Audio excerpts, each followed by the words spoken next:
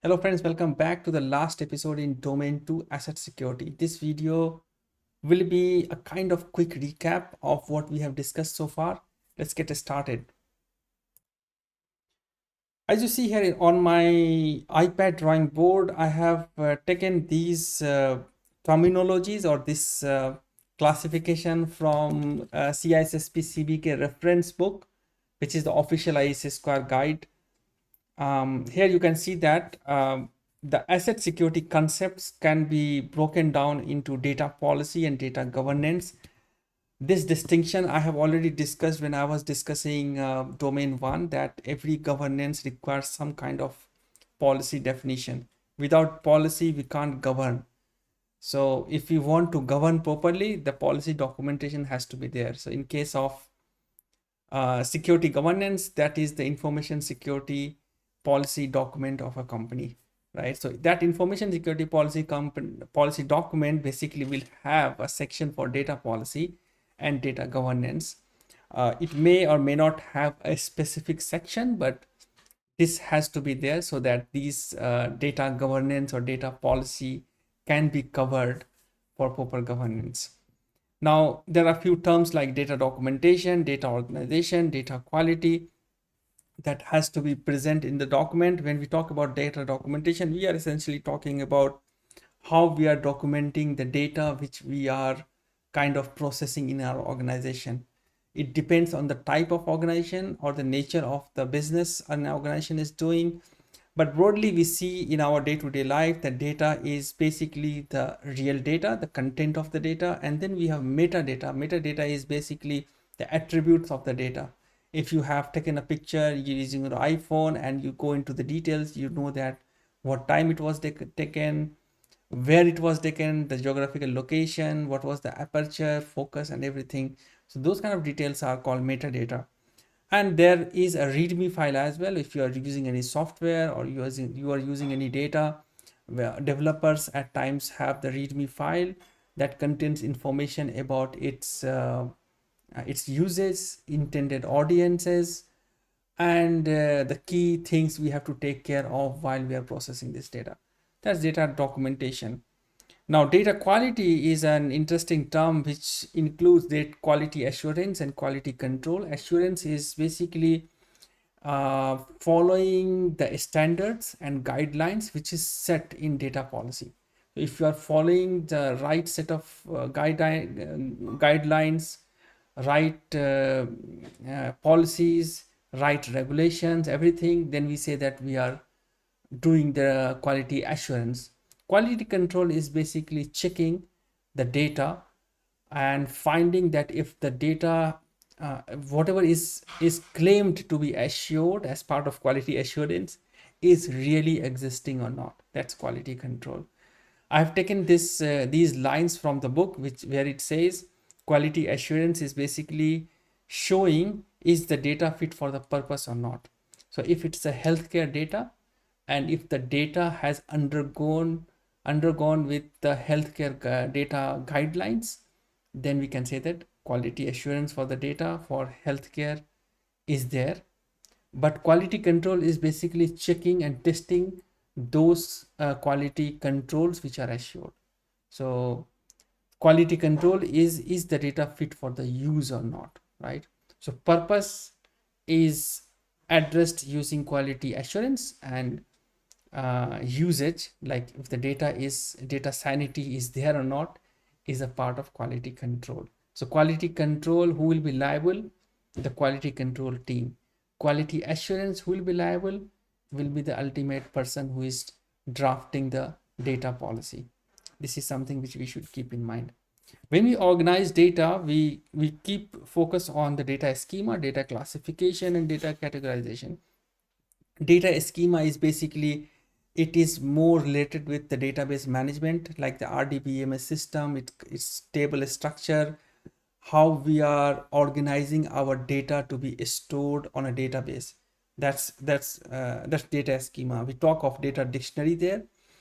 Data classification is basically the classification level we have discussed in our Visio drawing, where we see that there are certain data which are categorized based on sensitivity, mostly in government organization. And there are different organizations, different companies, private companies. They are mostly criticality driven. So these two kind of categorization always exist, and you can see a glimpse of it, which I have discussed already in my past videos. So this is the categorization we are talking about, right? So either sensitivity driven or criticality plus sensitivity driven, right? So sensitivity is top secret, secret, confidential, unclassified, or for office use only, and sensitive but unclassified. And non-government organizations can have confidential, private, sensitive, and public. Sensitive but unclassified SBU data is basically those data who are regulatory related data. So if you are a trading firm, or a banking organization, and you are liable to give some sort of data to the regulators, so these data are sensitive, but you can't classify those data because you have to share with them. So those kind of data will come in SPU. Okay, coming back to my iPad, when it comes to identifying and classifying information and assets, there are some key documents which companies follow. These are FIPS 199, CNSS 1253, NIST SP 860, GDPR, HL7. So these are the industry regulatory guidelines which actually influence the strategy we take in identifying and classifying information and assets. Asset classification can be qualitative, quantitative, and doing the qualitative and quantitative access classification will result um, in a hierarchy of assets and data in our organization. So these could be like tier 0, tier 1, tier 2, or significant system kind of categorization. We can categorize data based on if the data is essential to several business units, it could be tier 0. If it is important but not necessarily critical to the organization, it could be tier 1. Neither essential, not critical, it could be tier 2. Or any asset that handles or store data which is subject to compliance standard, which do not fall in either tier 0, tier 1, or tier 2, it will come to some other classification. You may call it as a significant system. So those kind of consideration should be there so that data is categorized, and same way asset classification also follows the data classification. So asset classification is the shadow of the data classification, right? The way we classify data, if it is a tier 0 data, the system which holds the tier 0 data automatically become a tier 0 system. Now this asset classification has to get mapped at some point of time with infrastructure security zones. In infrastructure security zones, we have zones like critical protection system or management system or DMZ or extranet or internet facing system. So we have to be mindful that if there is a tier 0 system which is holding a tier 0 data, that data is very essential to several business unit and it's very confidential. You can't put that data in DMZ. You have to put that data into a protected protection zone. So that consideration will also come. I think that will be the part of our discussion when we will be discussing secure network design in domain 4. I think domain 3 will also touch those topics. So yeah, at that time we'll go into more details. But this example of asset classification and asset classification levels is explained in a very good way in the official ISSQL guide to the CISSP CBK reference. That book, I think the 5th edition book, you can refer. That book discusses this topic in a good detail. Now, what else is left? I think there is an asset management life cycle which is a part of NIST SP 1800-5A. It talks about strategy, plan, design, procure, operate, maintain, and modify and dispose. So this is the way an asset life cycle goes in context of the data it holds. This is also important to know. It's not super important for CISSP exam assess. In exam, it's not going to come like what are the different uh, different phases of asset life cycle, but this broad cycle we should have in our mind, that any planning, it depends on the strategy. So a strategy followed by planning and then designing, then we procure and operate, then we have this business as usual maintenance exercise, then we modify depending on, because if you are using a system for long, you do some modification over the time, you introduce some patches, you do some upgrades, some degrade, and then eventually you destroy or you dispose the system using NIST 888, right? So this is what we should keep in mind. With that note, I think we have covered everything in domain 2. There is no extra thing, I think, which is left. In data roles, there is a role of data stewards, which is a bit different than data custodian, right? So data custodian is basically a system admin or a security admin who do the day-to-day work which is required to maintain the data. But who is data steward? So data steward is basically some kind of representative authorized by either data owner or business mission owners, right? So they authorize a person, and that person becomes a data steward. And why this authorization need comes in picture? Because the data owner or the business mission owner, although they own the data, they own the business, but there are a specific subject matter expert, and at times they know better, they